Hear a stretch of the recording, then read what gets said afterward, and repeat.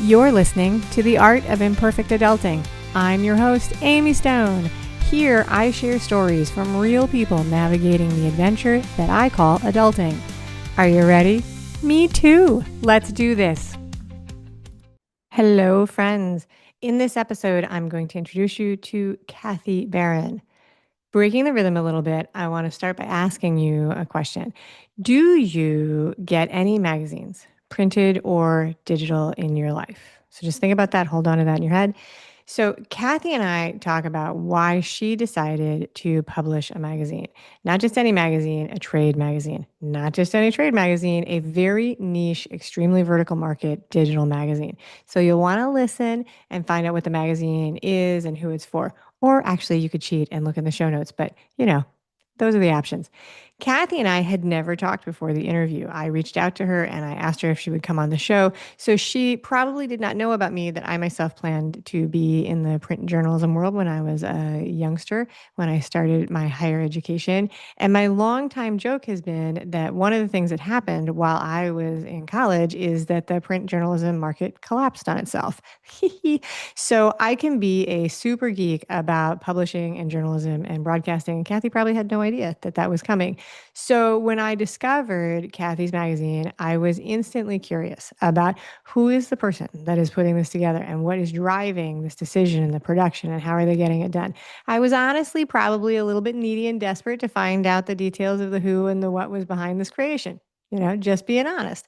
Lucky for me, Kathy is kind enough to answer all of my very curious, possibly prying questions. So with all that, let's get to it. Kathy Barron, welcome to The Art of Imperfect Adulting. I'm so happy you're here. Are you ready for a fun chat? Amy, I was born ready. Let's do this. I love it. I start all my interviews asking people what part of the world they call home. So where are you? I'm in the San Francisco Bay Area. Nice. Right across the Bay Bridge from San Francisco. Yeah. Hop, skip, and Okay. jump. Very, very good. Love it. Love it. I have one more warm-up question, which is, what is a recent compliment or word of kindness that you've given to somebody? It can be something tiny. It can be something from earlier today, just something to honor that. Well, we just had our Women Who Podcast Awards announcement, the winners. So this was it's not a general thing, but I'm genuinely inspiring and complimenting all of the winners and the work that they do and, the dedication that it takes, as you know, to create a podcast. And that just warms my heart when, people are enjoying what they're doing in podcasting. Yeah. Especially if they're not getting the bling and the change Is to there do bling it. and change out there for podcasting? Just checking. I'm kidding. There is, there is, but as we all know, it's not like the celebrities where it just automatically happens. Yeah, I was making a little bit of a joke there, but okay. So, topic of the day. To be honest, Kathy, you are in a very unique spot today. 99.9% of the people who've been on the show are people who have asked to come on, and I actually reached out to you and I said, "Hey, I'd love to have you on the show, and I'd like to talk about this." And you came back and said, "Okay, fine," because I want to talk to you about you starting a magazine in modern times, maybe even this year. Not just any magazine, but a very specifically niche trade magazine. Are you up for that? Yeah, Yeah, let's do it. let's do it. So you mentioned it, you threw that in about the awards, but tell everybody about what the magazine is and who it's for. So, Women Who Podcast magazine is a quarterly digital magazine, and it's for women podcasters and listeners as well. Okay. It's introducing and featuring women podcasters who may not get the accolades that they deserve. Sure. So, other podcasters can learn about others, but listeners can also find new podcasts that maybe they haven't heard of before. And it's excuse me, it's just spreading the word about these independent women podcasters because as you know, it's a hard road Yes. to start a podcast as an independent podcaster and continue it for long term. Yeah, so it is something I definitely know because it is a project I am embarking on myself. I heard about this very recently. It came into my awareness. When did you start this project? In 21, April Okay. 2021 was the first issue. I kind of thought about it the year before in the fall because I attended a conference that's very well known earlier in 2020, right before everything shut down for COVID. And there was this other podcast magazine being distributed at the conference. And I was like, okay, we'll see what happens with this if they really represent the independent women podcaster. And then I started seeing like Katie Couric and celebrities on the cover. And, the magazine was very hard to read. It was very packed with information, and things were hidden that you couldn't really find. So by October of that year, I was like, okay, it seems like that's not going to happen. And that muse in your head is like, well, you can create your own magazine. And I'm just like, what? What are you talking about? I went to art school. I realized this the other day. It was 20 years ago for video production, and I had some experience with Photoshop, InDesign, that sort of thing. And so I was like, okay. So I talked to my friend Sandy Larries, who's in Australia, and she just started a magazine the year before. So I had to Okay. talk to her and say either push me off the ledge or save me from throwing myself off this cliff. And she's like, sorry, but I got to nudge you and push you over the cliff to get this done and get it started because there's nothing out there Yeah. that's like this. So that's kind of how it started. And we just celebrated our fourth anniversary. So I just was bouncing around in this space, not knowing about it. Okay. Well, now I feel badly, but I have a ton of questions because I am like super curious about it. So I want to talk to you about. So you said you went to school and you studied video, but do you have any publishing experience before this? None whatsoever. I wrote my first novel like in 2018. Okay. But I wouldn't really consider myself a writer. Like that was my first book. I just self-published a kid's book. So it's very sporadic. My creativity is very sporadic in that sense, but it's definitely something that I need to keep me sane.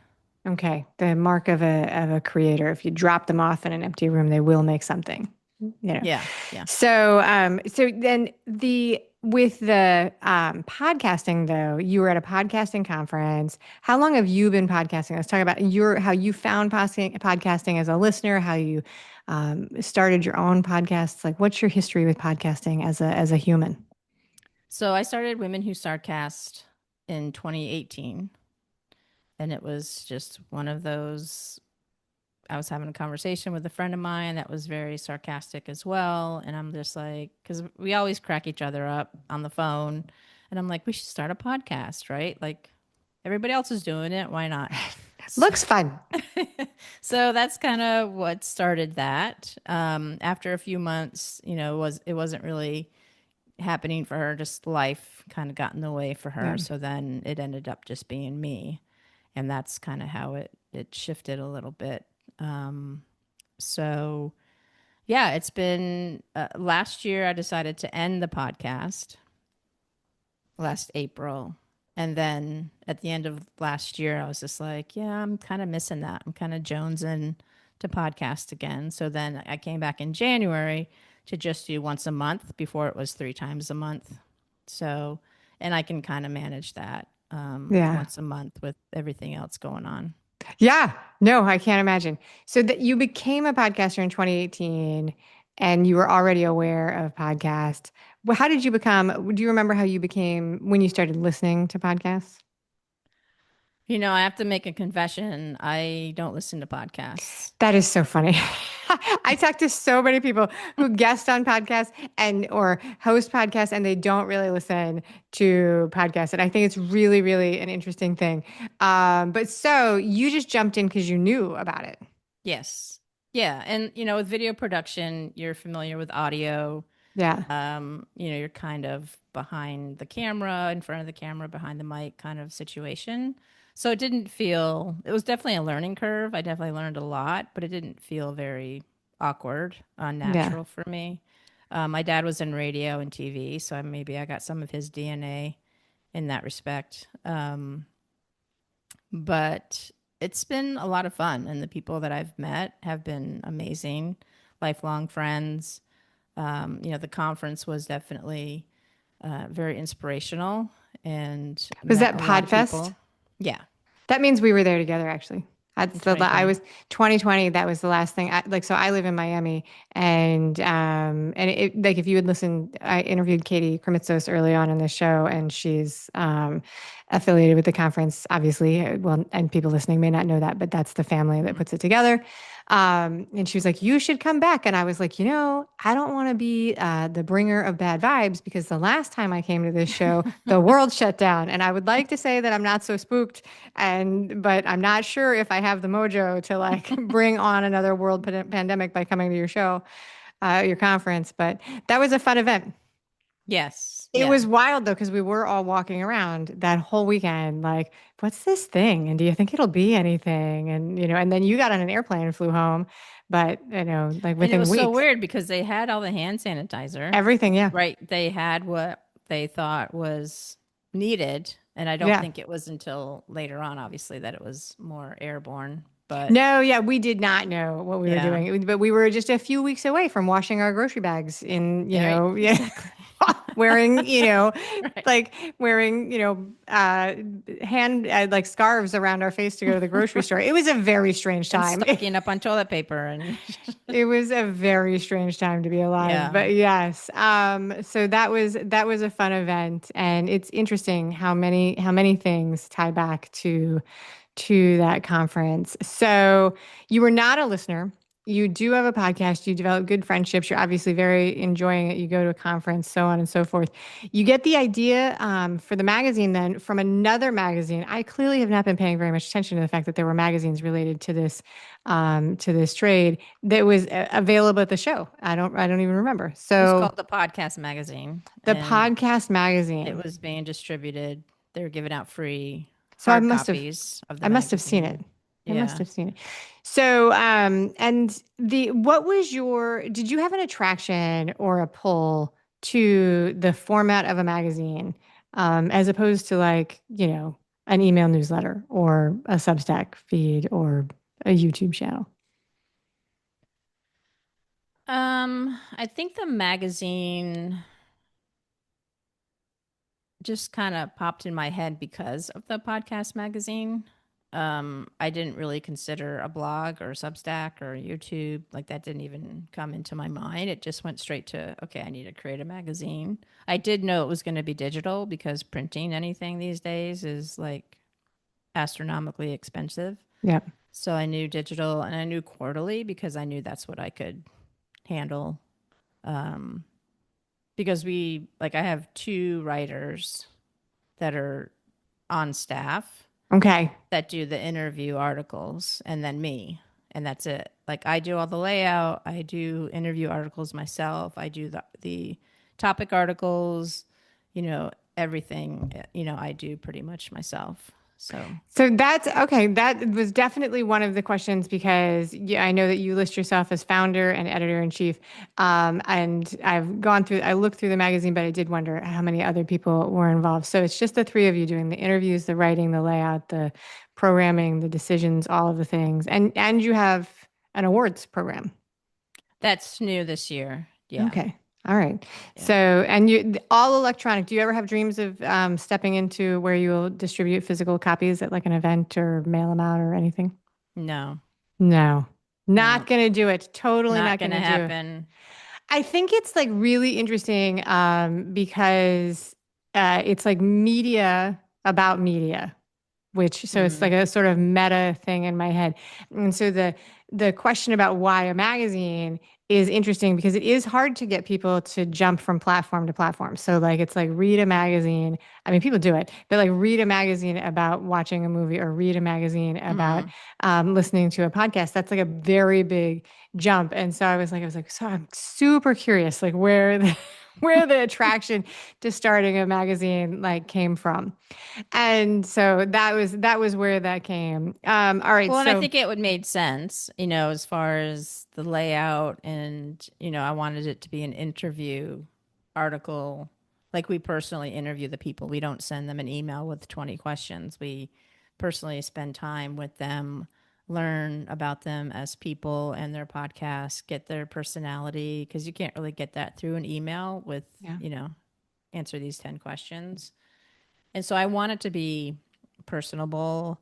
I want to talk to the podcasters. I want to hear their story. And even though there's similarities in everyone's story, everyone has their own unique background, why they started their podcast, what their story is. And some of them are just hilarious. So I enjoy that part, to get to know the podcasters. And also in the magazine, we have topic articles that help with pod fade, or if you want to start your own podcast, or, the last issue I had an article about ageism in podcasting. Like, I am not afraid to push the envelope. Like, if there's a topic that I feel that needs to be talked about, we're going to talk about it, Yeah. and I think it's important that we talk about it. I think 29% of podcasters are women. It's like, I don't know where they get that number from. That's what I would like to know, is Because I was going to how they're ask you getting that. that percentage. This is I was, something that, like, Edison or Insight, whatever, whoever does the ratings or whatever. It's like, where are they getting that information? But yeah. that's the number that's floating around. So, So that's really interesting. And I, like you, I have a lot, the healthy dose of salt that I take with any metrics about podcasting, because it is just kind of like, it's like, well, all right, but not everybody counts everything in the same way. And where are you getting things? But so, as somebody who fits the title, like I came across a thing that said women who podcast. And I was like, wait a second, that's me. I felt like I had walked into a truck stop and found like the personalized license plate, key ring, which my name is Amy. And so there's always an Amy, but it was like, I felt like, hey, wait, that's me. That's fine. But I was wondering, like, how did you have any concept of what the marketability or the size of the audience that you could reach in this trade magazine would be before you started? I didn't really think about anything beyond the fact that this is what I wanted to do. I would because like to it was start a because magazine. it was going to be created regardless. Like, I was going Okay. to do it. Like, that's how I do projects. It's like writing a book. It's like, I have this idea. I lived in Santa Fe, New Mexico at the time, and I wanted to do a web series actually about this concept that I had for the book. But then I moved back to California and didn't have a job quite yet. And so I'm like, okay, well, I have this idea for this web series. Why don't I try to write a book? I've never written a book. San Francisco has that national novel writing Yep. contest. So I did it. I was like, okay, well, I'm going to do this contest. I'm going to write this book. And I wrote like a little over 50,000 words in that month. It was a shit show of a novel. Like, I had like too many characters, too many plots, too many subplots. It took me 6 years to sort through it to come to some sense of it. But when I get my mind set on something like that, I do it. Doesn't matter what it's going to take, what risk it's going to take. I mean, the money, definitely, I think about that. But for a digital magazine, it's very low overhead. Granted, I'm not really making any money on it, but it's also something I'm very passionate about. And creatively, it definitely is very satisfying for me. All right, we're going to talk about more about that, but I want to talk directly to the audience for a second and invite them into the conversation. For every episode, I post a discussion question on Instagram, Facebook, and YouTube. So I invite you to go and check it out. Join us in the conversation. I'll be there. I'll invite Kathy to join us. It'll be a great conversation. It'll be tons of fun. All right. So back to what we were talking about. So you jumped in because you were passionate about it, and you had a lot of drive to talk about it, which is your MO for projects. It sounds like when you want to do something, you jump in. I think it is really interesting because you touched on something that is true. There's nothing in the way of anybody starting a magazine or a podcast, generally speaking. I mean, there could be, if you get super granular to like be obstinate about it, sure, there can be small obstacles, like you have to have like some things, but generally speaking, the barriers are very, very low. And so you jumped in. And what was involved? How long did it take you to get going off the ground? Did you initially have like a groundswell of support? Like, what was your startup story with this? So October is when I was like, okay, I need to create it myself because I also come from the mindset of something, if there's a gap somewhere, then, fill that gap, like create something to fill that gap. And that's kind of how I felt with the magazine. So that was October 2020. So April 2021 was our first issue. Okay.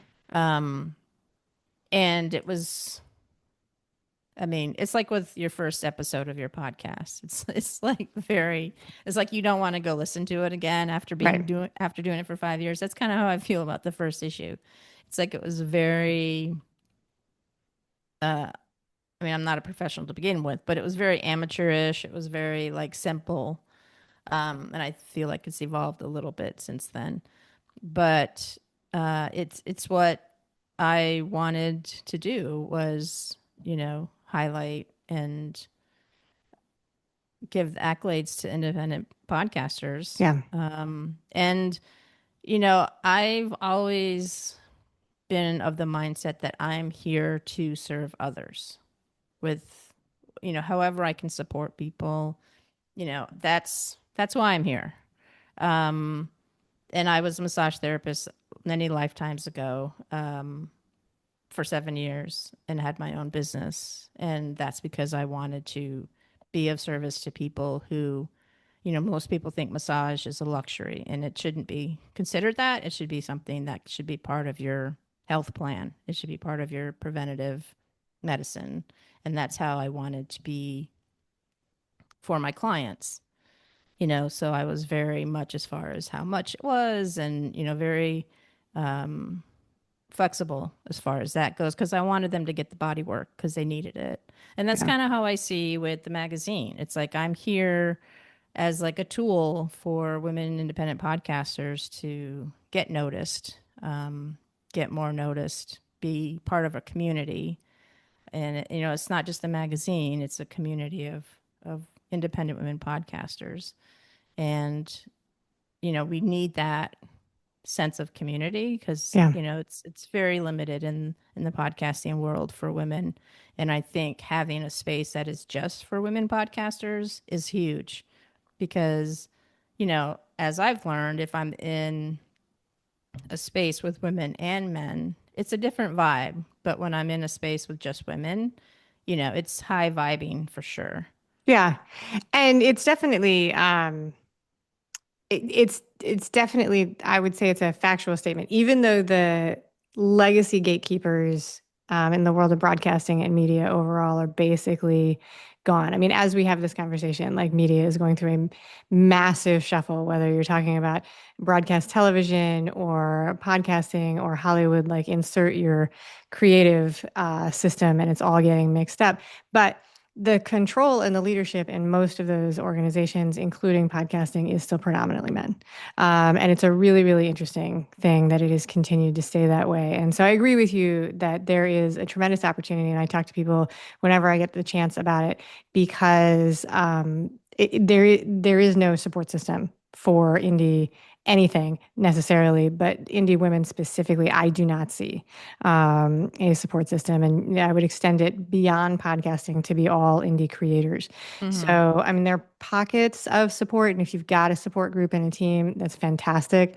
But generally speaking, when I am similar to you. I'm like, hey, I can do this. And I Google it and I'm like, there's nothing in my way. Let's go. But a lot of women are not like that.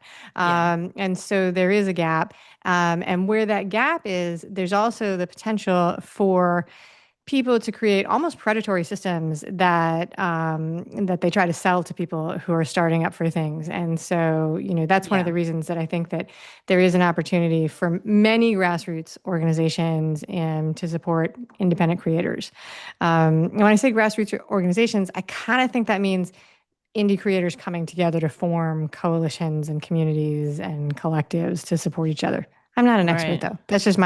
That's my thought in my head that would be very helpful for people as they are starting these things. People who are doing the same things you're doing, people who, when you walk into a room and you say, "Hey, I think I want to write a book, make a movie, launch a YouTube channel." They don't say, "Oh, why?" You Yeah, know? exactly. Exactly. It's like you want to encourage others to do what they want to do creatively, and Yeah. that's one of the reasons why I did the awards this year. I was very on the fence about doing an awards, but I also want to be part of the solution of creating more women independent podcasts. So Yeah. I want to create a sponsorship, like a scholarship slash mentorship program for women who don't necessarily have the funds or the resources to start a podcast. And maybe, with the scholarship, and then we kind of mentor them for maybe a year, because I feel like that first year is huge. If they can Yeah. get through that first year, then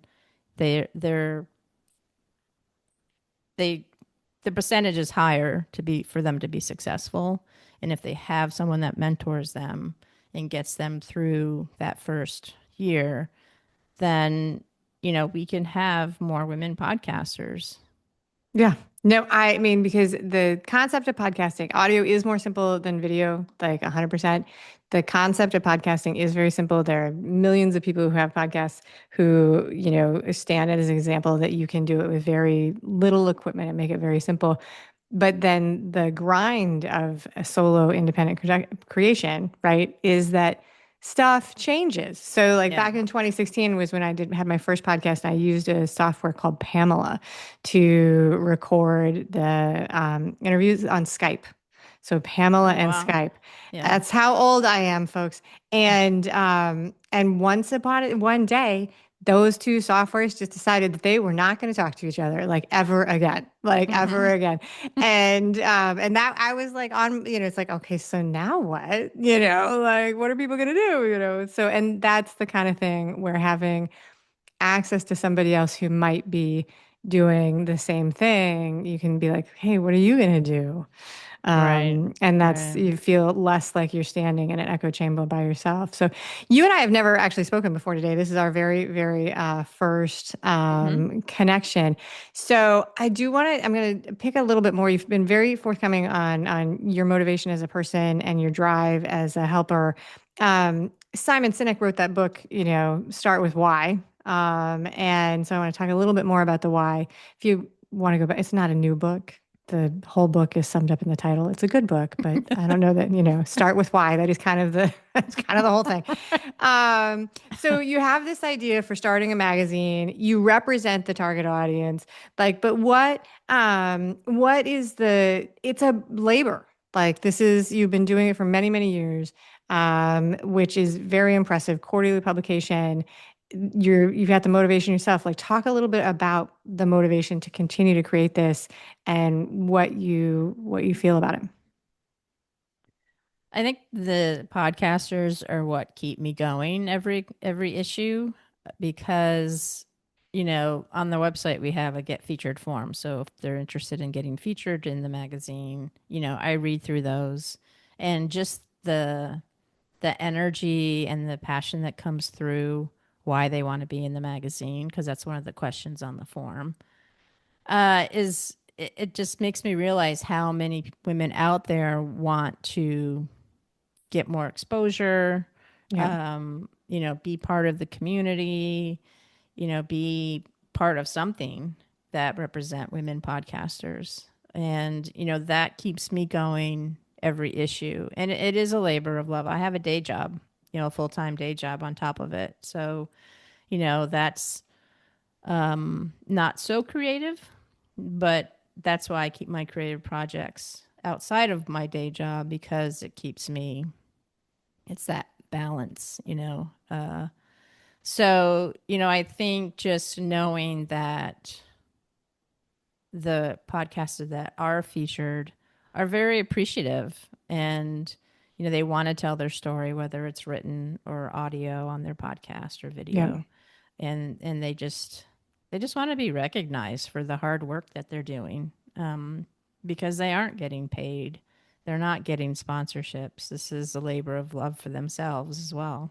Yeah. So I think the estimate is there's officially, if you just do like the raw count, there's 4 million podcasts or something like that out there, but most of them are not even active. Mm-hmm. I think it drops to like less than 500,000 if you look at active podcasts. And I don't have any idea what active podcast means in terms of Mm-hmm. data. Mm-hmm. And I don't know, I don't know of a directory where they divide it by the gender of the people who produce it. So I don't know how people get the estimate of female creators versus non-female creators. That's probably not how they would break it down anyway. But what vision do you have, or hopes, or thoughts about the growth of this magazine in the future? So once again, the scholarship mentorship Yeah, program, as far as the issues themselves, I really want to bring on a couple more interview writers because the more people I can have in each issue, the better. Our anniversary issue is larger than the other issues, so I think this last April for our fourth year anniversary, I think we maybe had like 13 or 14 podcasters featured, but the normal, like I would churn out like 4 or 5 interview articles myself. And I got to the point where it's like, I can't really do this anymore. I was yeah, experiencing a little bit of burnout.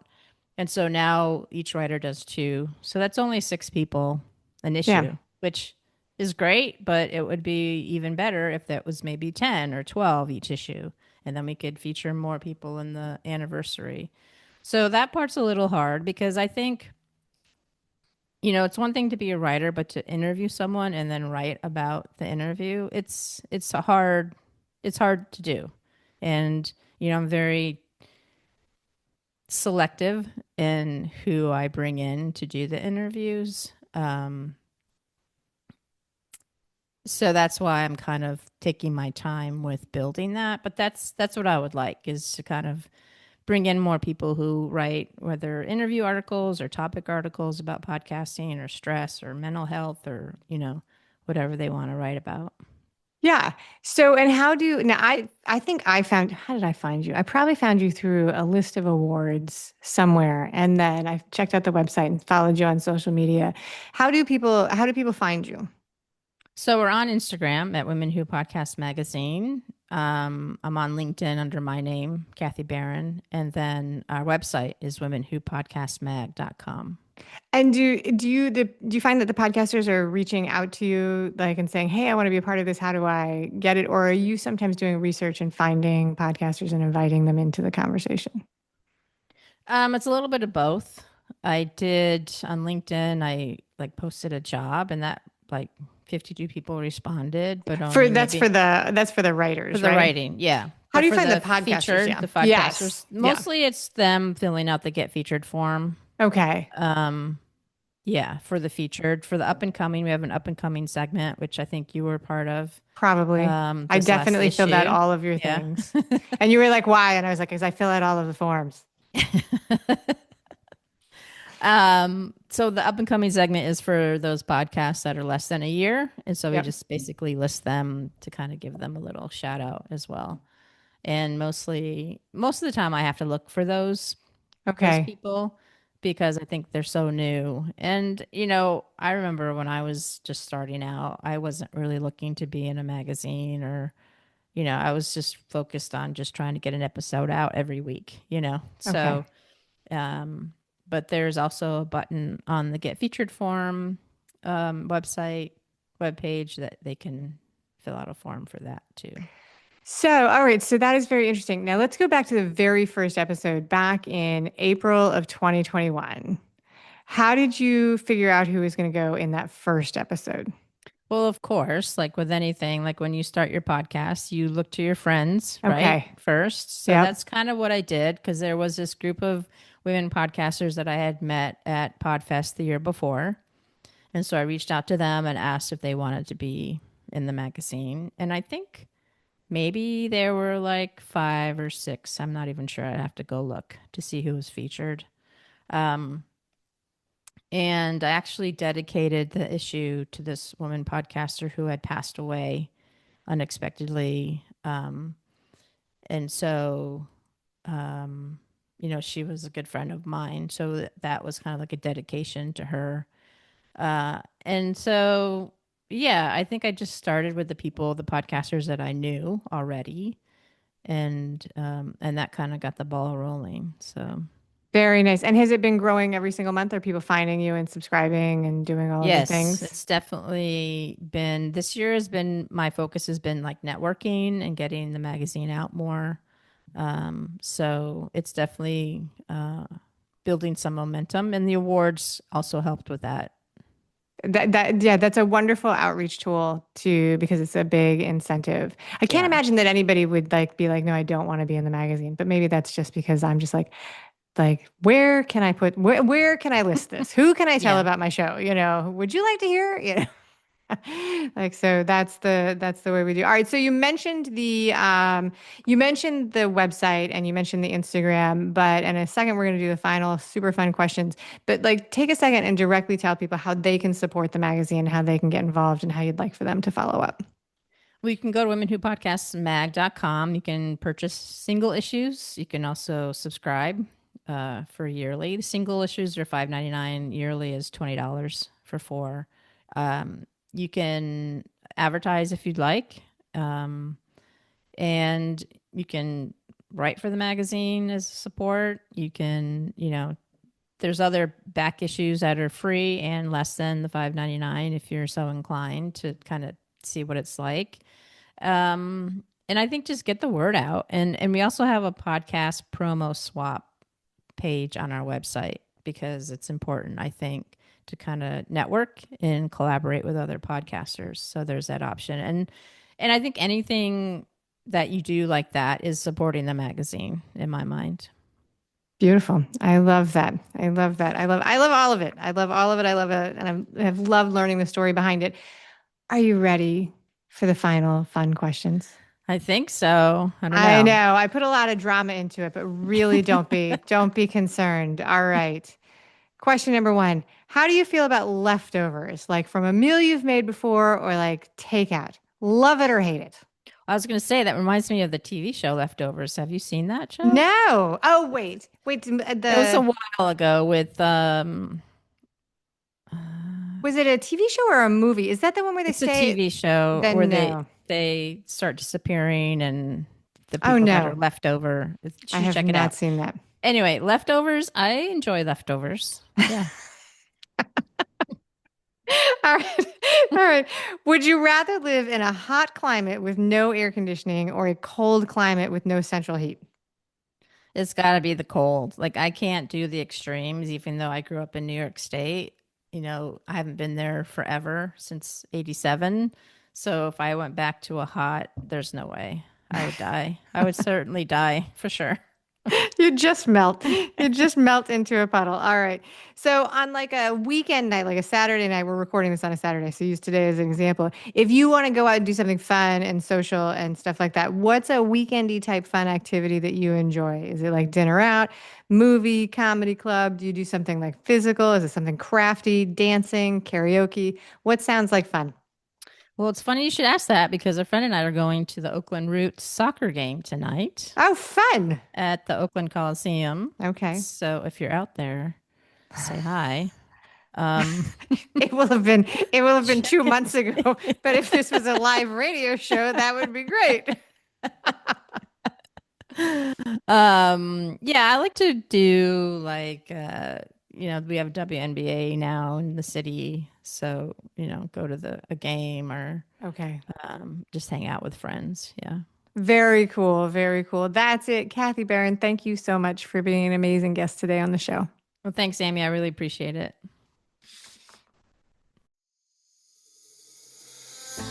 Thank you for listening today. I hope that you enjoy the show. And before I go, I want to encourage you to become a bigger part of the conversation. Obviously, subscribe wherever you're listening to the show. Listen to more episodes. That'd be great. Obvi again, please write a review and tell your friends about the show. That truly is a great help for getting the show in front of new people. Okay, but more fun for you yourself, head over to imperfectadulting.com and join the email community. You'll get some free stuff right away, and that way you'll begin to get the emails about the podcast. This includes the links for the special offers from the guests, and it's the only way to get that. Also, if you aren't in the mood to listen, I actually include an article directly in those emails. Whee! Now, if you love this and you crave more time with me, Amy, as a coach, a mentor, or just adultier adult, numero uno, check out The Village. If you have a story you want to share with the listeners, I'd love to hear from you. I have an open application. Just let me know you want it. And that's a wrap for today. Until next time, remember, the journey is the destination.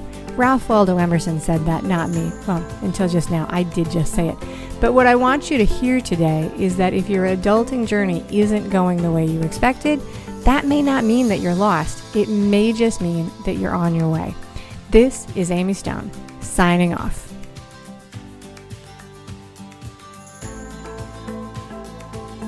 The Imperfect Adulting podcast is created and produced by Amy Stone and Amy Says So. Anything expressed on this show is offered as entertainment, and the views of the guests may not always represent the ideas and viewpoints of the host. That's me. Amy does not intend or hold herself out to provide professional advice or recommendations of any kind. In the end, you and you alone need to make those kinds of decisions based on your personal and individual situation, needs, circumstances, and comfort level.